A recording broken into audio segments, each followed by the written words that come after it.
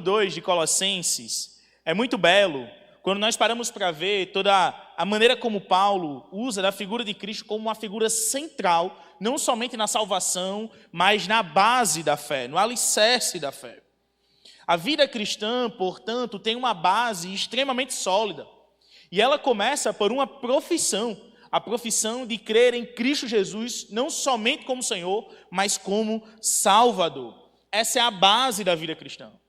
A vida cristã não se fundamenta de maneira alguma em filosofias ou em maneiras de pensar do próprio ser humano. Porque a base da fé é, antes de tudo, aquilo que veio do próprio Deus. E o próprio Deus na figura de Cristo Jesus. Dessa forma, nossa fé não deve se basear nos nossos achismos ou naquilo que cremos ser o certo, mas tão somente naquilo que Deus já falou por intermédio de seus profetas, por intermédio dos apóstolos, por intermédio de Cristo. Essa é a base de nossa fé. A base da vida cristã, portanto, nunca virá de mãos, mentes ou lábios humanos. Sempre virá do próprio Deus. Cristo Jesus e a sua palavra, essa é a base da nossa caminhada. A nossa vida cristã, a construção da nossa caminhada, o desenvolvimento de nossa caminhada não se dá a partir daquilo que nós construímos, ou a partir das teorias que pensamos, ou a partir das ideias teológicas, bíblicas, que nós fundamentamos em nossas próprias teorias. A base da vida cristã, o estrado da caminhada cristã, sempre será Cristo Jesus e a sua palavra. A Bíblia como única regra de fé e prática. Cristo Jesus como cabeça do corpo, Senhor da igreja, Salvador de nossas vidas. Dos versos de 6 a 8, nós vemos que Paulo ele se preocupa com isso. E ele combate na igreja de Colossos, na igreja de Colossenses, ele vai combater filosofias, ideias, que estavam sendo espalhadas pela região, pela cidade naquela época, que estavam não somente denegrindo a imagem de Cristo, mas diminuindo a importância de sua divindade. Ou até mesmo, em alguns casos, anulando.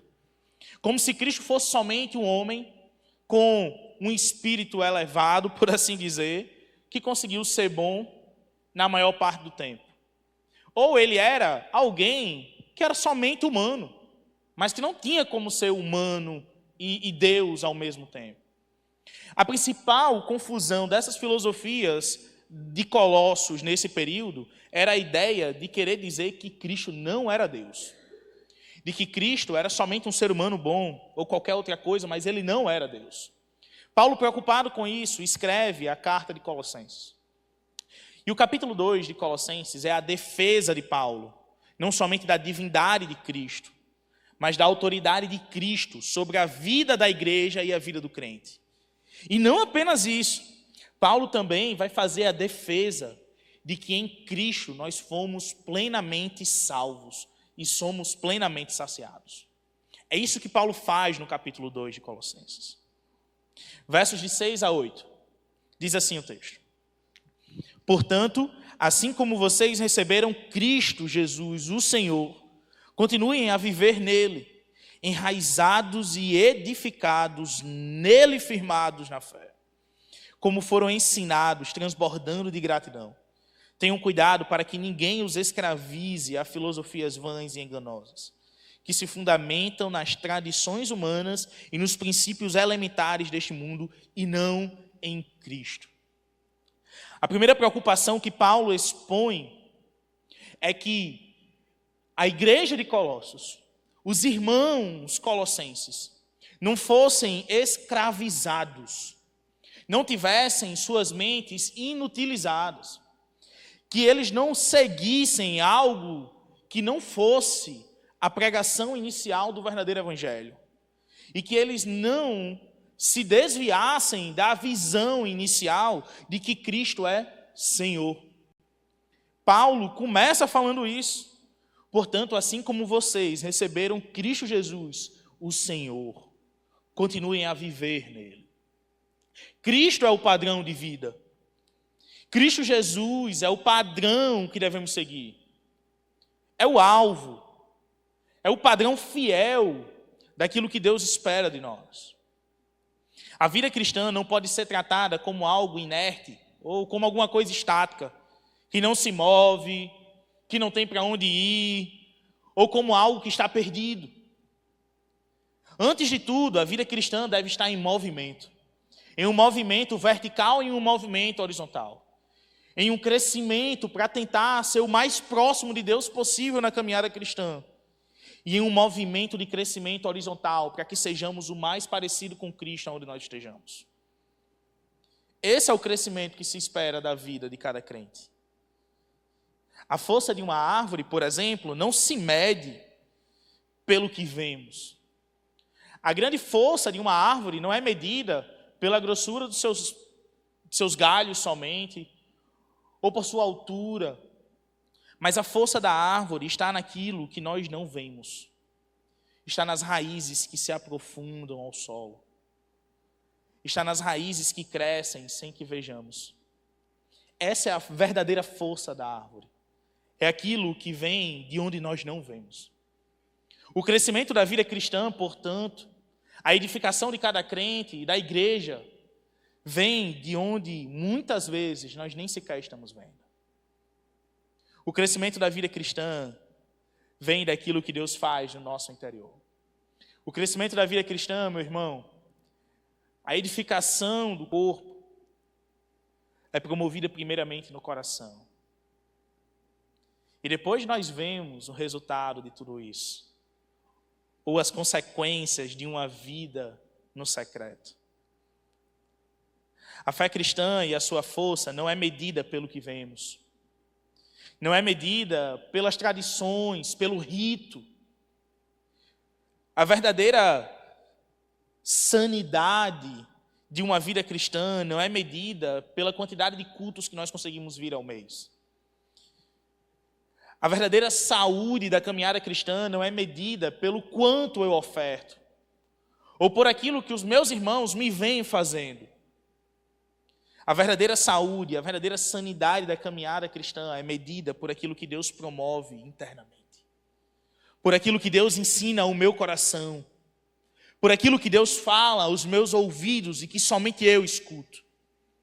A edificação do corpo de Cristo é promovido interiormente no coração de cada crente que ouve a pregação e o ensino. Eu posso passar 1 hora falando aqui, e eu vou olhar para vocês e vou ver o mesmo rosto, durante 1 hora. Mas eu não consigo ver como está o seu coração diante daquilo que você está ouvindo Deus falar, por intermédio de um pecador regenerado que fala a vocês. Enquanto as vãs filosofias, as falsas doutrinas ou os grandes ritos daquela época eram pautados no que é exterior, quanto oferecemos, quanto meditamos, o volume da nossa voz em nossos momentos de oração, o quanto nós falamos, o quanto nós dizemos fazer pelo Senhor, enquanto tudo era medido, pautado naquilo que era exterior. O Evangelho se baseia em uma obra interior que não é feita por nós mesmos, mas pelo próprio Deus, após o sacrifício remidor de Cristo.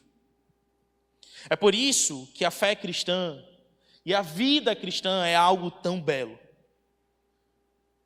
Porque nós não vemos, mas nós podemos sentir e ter a certeza de que Ele existe. Não contemplamos o seu rosto pessoalmente, fisicamente ainda, mas temos a certeza de que um dia o veremos. Essa é a caminhada cristã. Pautada naquilo que nós não vimos, mas temos a certeza de que existe. E isso é a fé. Não é apenas uma ideia ou uma crença de que algo bom vai acontecer, é a certeza. A certeza do que não vemos. A confiança inabalável daquilo que nós esperamos e aguardamos. Isso é a fé. E é assim que nós somos animados. Quando mesmo sem derramar uma lágrima, Deus sabe que o meu coração está em pedaços e me consola. Quando a minha alma está em pedaços e mesmo sem demonstrar, Deus me abraça e me restaura nesse momento. Essa é a beleza da caminhada. Essa é a beleza da caminhada cristã. É saber que quando o nosso coração dói, quando a nossa mente está inquieta, quando ninguém está vendo isso, quando os olhos humanos não conseguem contemplar a dor do outro, mas Deus contempla tudo isso e intervém em nosso resgate. Essa é a beleza da caminhada com Cristo. E o verdadeiro fundamento de tudo isso não é uma filosofia humana, não é um rito que nós fazemos, mas é um fundamento inabalável, Cristo Jesus. A certeza que temos não somente de que fomos salvos, mas a certeza de que não fomos abandonados. Cristo Jesus. É nisso que nós devemos nos apegar. No verdadeiro evangelho, na notícia de que Deus salva pecadores, no consolo de que dele é o Emanuel, o Deus presente, na certeza de que ele é o justo juiz, na certeza de que Deus é um Deus consolador, seu Santo Espírito nos consola, na certeza de que não estamos sozinhos, na certeza de que não fomos abandonados. Esse é o verdadeiro evangelho, é a certeza que nós temos de que Deus não somente fala a verdade, mas que Deus é a própria verdade. Esse é o verdadeiro evangelho. A grande narrativa de todo o evangelho não é pautada em ações humanas ou naquilo que os homens podem fazer, mas a grande narrativa do evangelho é pautada na ação divina, naquilo que Deus fez e naquilo que Deus faz, naquilo que Deus falou. Essa é a grande base da nossa fé. É a caminhada que não treme. É a rota correta a se trilhar. O evangelho genuíno é um anúncio. É uma boa notícia. É a notícia de que um Deus perfeitamente bom e inteiramente íntegro deu o seu próprio sangue e se fez pecado para salvar pecadores perdidos. Esse é o anúncio do evangelho. Deus me salvou, meu irmão. Deus salvou você. Não porque queríamos, nem porque éramos dignos disso, mas Ele nos salvou porque éramos necessitados. E esse é o anúncio do evangelho. O evangelho nos garante de que temos um consolador ao nosso lado. Seu coração está em pedaços, você está chorando nesse momento, mesmo que nossos olhos não estejam vendo. Deus é um ótimo consolador. Você por acaso chora de noite como uma criança, desesperada, em meio à dor do seu coração, em meio às adversidades que lhe rodeia? Deus é um pai extremamente amoroso, que ama e abraça os seus filhos. É isso que o evangelho nos ensina.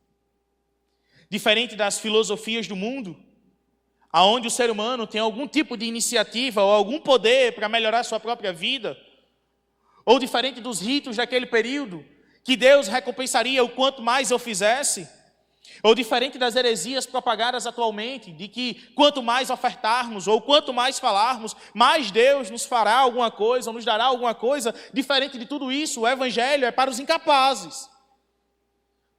Paulo está lembrando aos Colossenses: olha, Cristo Jesus é o fundamento da fé de vocês. Ele é a base, e é nessa base que vocês devem se enraizar, se fixar. O evangelho não é para você que tem de tudo, mas é principalmente para você que lhe falta alguma coisa. E acima de tudo, lhe falta a salvação. O evangelho é para você, meu irmão, que necessita de cuidado, que necessita de consolo, que necessita de um abraço. O evangelho é para você, meu irmão, que está enfermo e precisa de cura. O evangelho é para você, meu amigo, que a alma está em pedaços e precisa de restauração. O evangelho é para você. E o fundamento de todo esse evangelho, de todas essas notícias que eu estou dando para vocês, o fundamento de tudo isso é Cristo Jesus. O evangelho não é uma filosofia. E o evangelho não é uma caminhada de recompensas. É, antes de tudo, uma caminhada de entrega. A começar pela caminhada do próprio Deus até o Calvário, para salvar a minha e a sua vida. Versos de 9 a 12. Diz assim o texto: Pois em Cristo habita corporalmente toda a plenitude da divindade. E por estarem nele, que é o cabeça de todo poder e autoridade, vocês receberam a plenitude.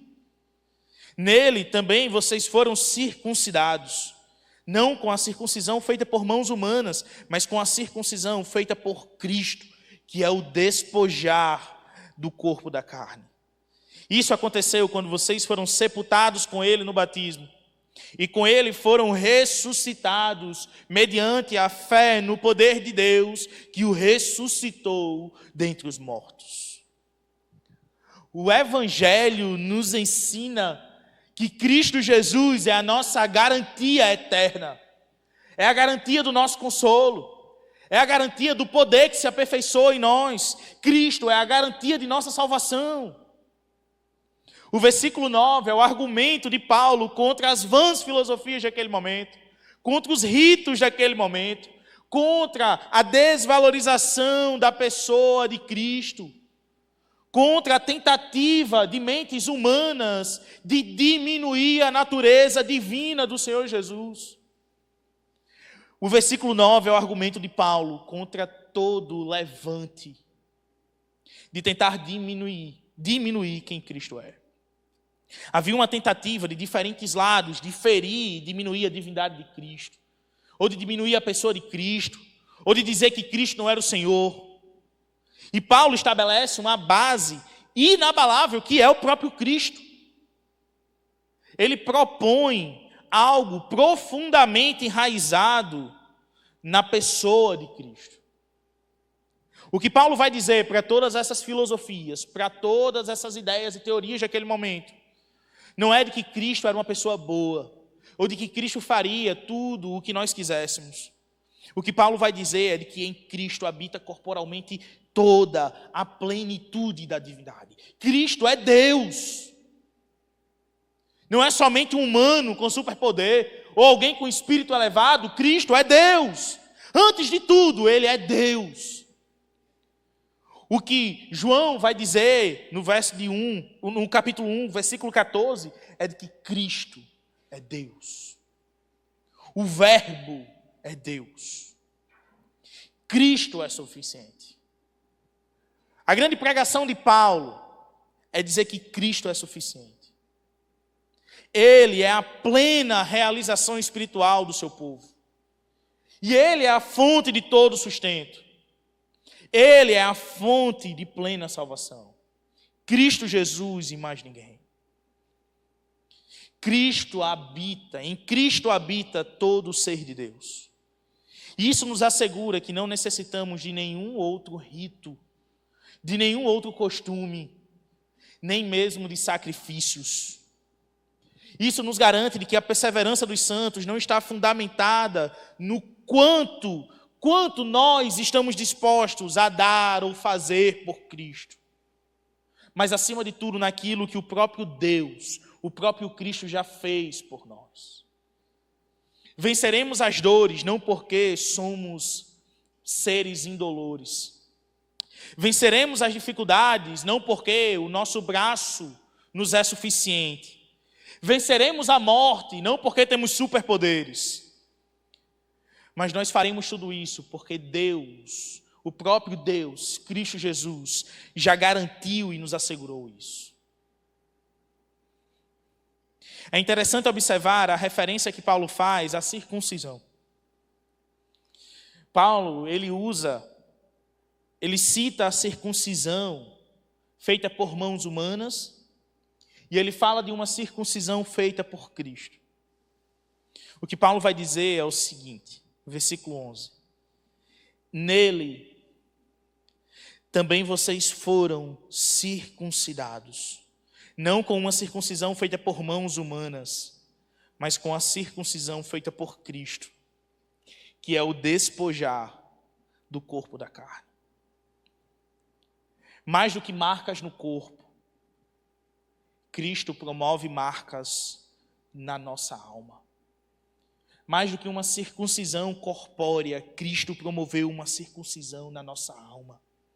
Cristo nos marcou como sendo seus. Cristo marcou o nosso coração como sendo um coração que pertence a Ele. Não precisamos mais marcar o nosso corpo. Não precisamos mais de ritos. Precisamos de Cristo. Precisamos de sua intervenção, precisamos de sua ação, precisamos do seu toque. Precisamos de Cristo. É justamente a obra de Cristo que nos faz despojar do corpo da carne. A ideia de despojar aqui é colocar de lado. É como uma troca de roupa, uma mudança de vestimenta. Mas não de uma vestimenta parcial, mas de uma vestimenta completa. E esse despojar dá uma ideia ainda maior. Não é de que eu tirei a roupa para voltar a usar depois. É de que eu tirei essa roupa para descarte. Despojar o corpo da carne. A obra de Cristo retira de nós a velha natureza. A obra de Cristo, a obra redentora do Senhor Jesus, nos reveste de algo novo. É a obra de Cristo que nos faz despir a alma da velha natureza e, por ação do Espírito, revestir a nossa alma nua com novas vestes, com uma nova vida. É a obra de Cristo, então somente a obra de Cristo. Nada do que você faça, meu amigo, nada do que você fale, nada do que você dê. É tão somente a obra de Cristo que retira de nós aquilo que não presta e nos reveste de uma vida que lhe agrada. E Paulo ainda faz uso de uma segunda cerimônia. Ele cita a circuncisão e ele encerra essa parte do texto citando o batismo. Paulo vai dizer, verso 12: E isso aconteceu quando vocês foram sepultados com ele no batismo. E com ele foram ressuscitados mediante a fé no poder de Deus, que o ressuscitou dentre os mortos. Paulo faz uso de uma segunda cerimônia. Ele não fica apegado somente a uma prática da antiga aliança, mas ele também vai trazer uma prática da nova, o batismo. Se a obra de Cristo foi uma cerimônia ainda maior que a circuncisão, por marcar a nossa alma, muito mais do que marca o nosso corpo, o batismo também representa alguma coisa maior. Sejamos sinceros, não é somente um mergulho, né? Um caldo, não é somente jogar água. O batismo é o retrato visível da obra de Cristo e do Espírito Santo na vida de alguém que antes estava perdido. O batismo é um anúncio maior de nossa fé. O batismo é a evidência máxima de que fomos salvos pelo Senhor, de que entendemos que fomos salvos por Cristo. É a evidência máxima de alguém que entendeu a sua miserável condição e a sua real necessidade de um Salvador. O batismo representa algo muito maior do que somente encher uma piscina e mergulhar meio mundo de gente dentro. O batismo representa algo muito maior. Se as vãs filosofias diminuem a força divina para exaltar a força humana, o batismo anuncia justamente o contrário. O batismo anuncia que nossa vida não tem razão para existir distante de Cristo. Anuncia que não conseguimos nem sequer salvar a nós mesmos. E por isso carecemos de Cristo. Então nós somos imersos.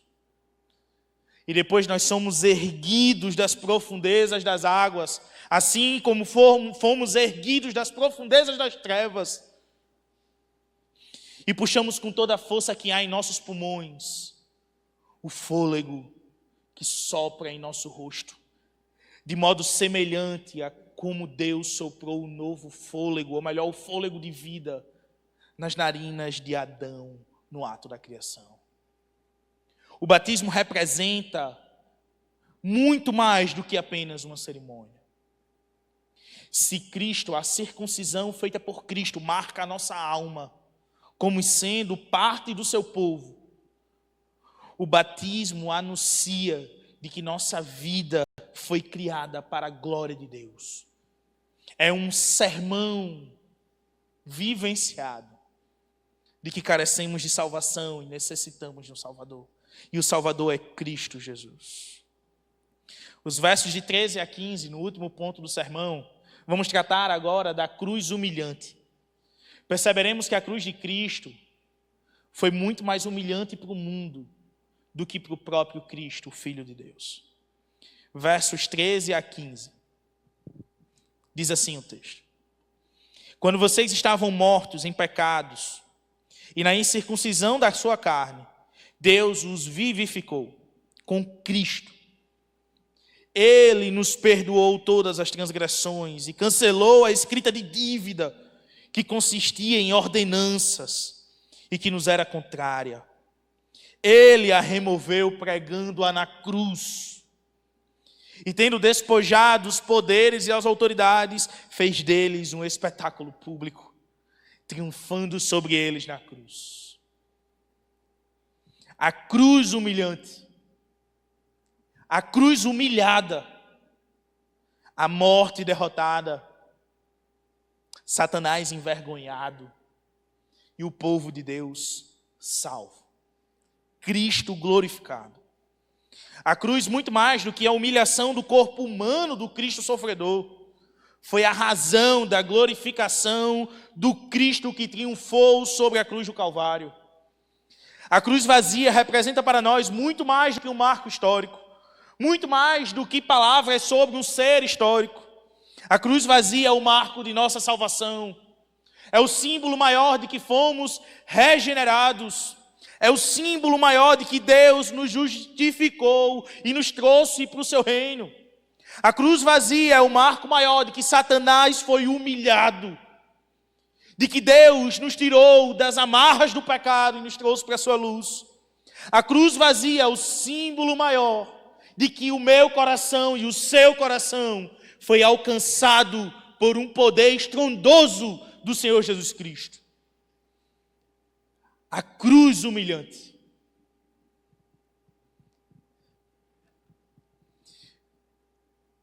Na cruz, vimos um Cristo que não era somente humano.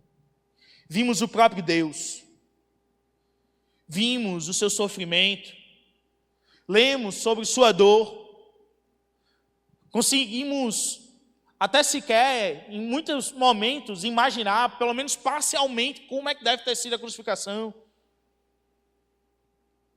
Mas a verdade é que os benefícios do sofrimento de Cristo serviram para que esse sofrimento não recaísse sobre nossa cabeça. A coroa de espinhos sobre a cabeça de Cristo Jesus deveria ser sobre a nossa. As chibatadas nas costas de Cristo deveriam ter sido nas nossas. E a cruz tinha as nossas medidas. Pela via dolorosa, Cristo marchou em direção ao triunfo sobre a morte. Pela via dolorosa, Cristo não somente caminhou para a morte, ele caminhou para a glória. Ele caminhou para a vitória eterna, para uma conquista eterna. Cristo caminhou para o triunfo sobre Satanás. Pela cruz, Cristo humilhou Satanás e os seus demônios. Pela cruz, Cristo pagou toda a dívida que existia pelos nossos pecados. Pela cruz, Cristo marchou em direção à vitória. E porque Cristo venceu a cruz, podemos carregar a nossa cruz em direção à vitória eterna no dia do Senhor. Se os nossos pecados nos tornam animais selvagens e ferozes, o Espírito Santo se mostra ainda mais forte. Paul Washer, pastor e pregador norte-americano, ele cresceu no campo e em um dos seus sermões ele diz assim: eu cresci no campo, morava numa fazenda no interior dos Estados Unidos, e quando me perguntavam o que era que eu parecia, com que animal me parecia, eu dizia que eu era uma fera do campo. E a verdade é que eu sou isso. Eu sou um animal selvagem e feroz, que foi domado pelo amor de Cristo. Então, se os nossos pecados nos tornam animais selvagens e ferozes, o Espírito Santo se mostra ainda mais forte e nos segura em suas mãos, com toda a força e expertise de um domador experiente. E com a ternura de um pai amoroso, ele nos envolve em seus braços e nos abraça. E uma vez que fomos envolvidos por seus braços, nunca mais poderemos nos soltar de suas mãos. Então poderemos falar o que o salmista falou. Para onde eu poderia escapar do teu Espírito, ó Deus? Para onde eu poderei fugir? Se eu subo aos céus, lá estás. Se eu desço nas profundezas da terra, lá também tu estás. Como escaparei de ti, Senhor? E agora me diga, irmãos, me digam, como não render glória a esse Senhor? Me digam como não se lançar aos seus pés e adorá-lo. Me digam, irmãos, como não render louvor e glórias ao Senhor que carregou sobre si todas as nossas dores e enfermidades e que nos amou incondicionalmente até a morte e morte de cruz, que suportou sobre os seus ombros toda a dor e todo o peso do nosso pecado. Como não se lançar diante desse Cristo e adorá-lo? Como não se lançar aos seus pés e reconhecê-lo como Senhor? Como não dizer que aquele que morreu no Calvário e venceu o Calvário, ressuscitando ao terceiro dia, não é Deus? Me digam como chegar diante de Cristo e dizer: não, Senhor, tu é um cara muito bom, mas Deus, você não é não. Como? Como trocar essa verdade por filosofias vãs ou qualquer outros pensamentos inúteis? Como? A verdade é que nós sim, muitas vezes, negamos o poder divino de Cristo, ou até mesmo negamos quem Cristo é como Senhor, por causa do nosso pecado. Mas eis aí algo extremamente gracioso e consolador. O texto que acabamos de ler diz que Ele pagou toda a dívida, que Ele levou sobre si os nossos pecados. O texto diz que Deus nos perdoou em Cristo Jesus. O nosso pecado não pode mais impedir o agir de Deus no coração daquele que o reconhece como Senhor. Como não render honra ao nome de Cristo, que conquistou por nós a maior vitória que o nosso braço jamais conseguiria conquistar, a vitória sobre o pecado e sobre a morte. Como não honrar o Senhor dos senhores, o Rei dos reis, o justo juiz, o príncipe da paz, o Senhor de nossa vida, o Salvador de nossas almas? Como não render honra ao nome de Cristo? Há uma música de Guilherme Kerr que ele vai dizer assim: louvores e honras ao nome de Cristo, convém, fica bem cantar ao Senhor. Quem já viu, temos visto que sua mão oferece algo desse tipo, assim.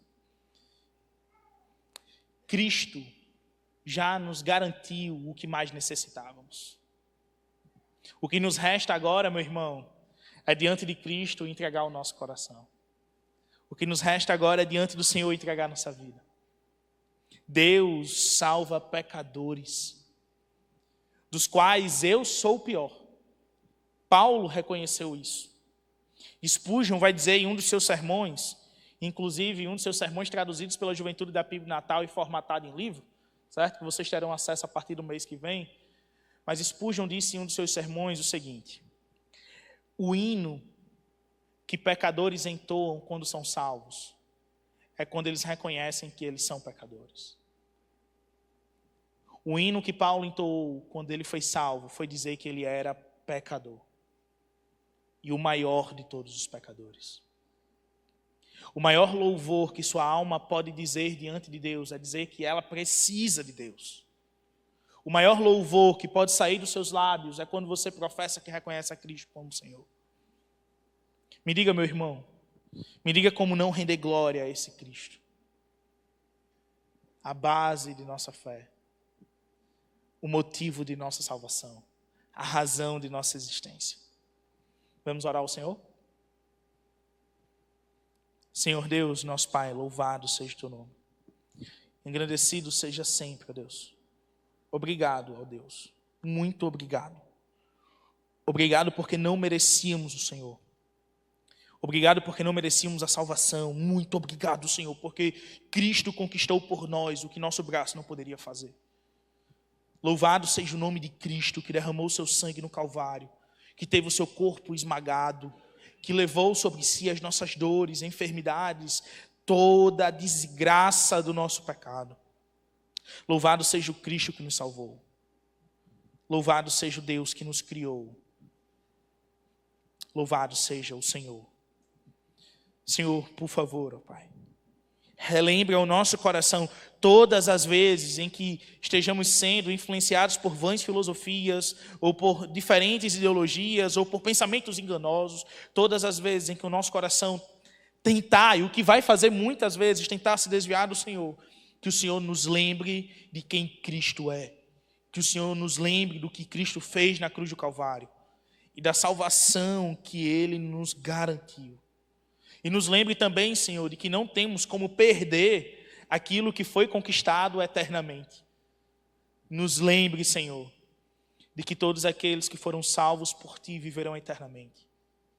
No nome de Cristo, ó Deus, sonde os corações. E se for de Tua vontade, que respondam positivamente ao apelo que será feito. No nome de Cristo, ó Deus, que o Teu Santo Espírito se faça presente no coração e na mente de cada um que está aqui. No nome do Senhor Jesus Cristo. Essa é a oração que eu te faço.